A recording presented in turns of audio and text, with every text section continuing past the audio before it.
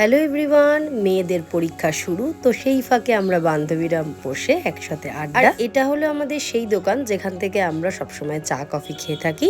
তো আমাদের কফি এখন চলে এসছে, শীতকালে এটার মজাই আলাদা। তো এরপর আমরা গুটি গুটি পায়ে চলে গেলাম একটুখানি শপিং করতে। শীতকালে ঘুরে ঘুরে শপিং করা বা ঘোরা ও ফাটাফাটি লাগে। তো অনেকক্ষণ হাঁটতে হাঁটতে আমরা ডিসাইড করলাম চল একটু শ্রীদাসে যাই, গিয়ে দেখি যে কি কি কালেকশন এসছে।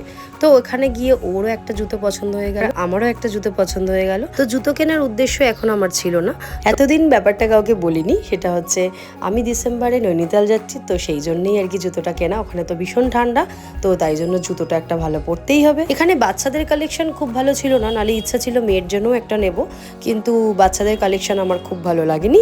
কিন্তু বড়দের কালেকশন খুবই ভালো এসছে, তাই জন্য আমিও একটা ভালো জুতো নিয়ে নিলাম আর প্রিয়াঙ্কাও নিয়ে নিল। তো এরপর আমরা মেয়েকে নিয়ে বাড়ি চলে যাব। তো আমাদের সময়ও হয়ে গেছে, ঘুরতে ঘুরতে অনেকটা সময় কেটেও গেল, কেনাকাটাও হয়ে গেল।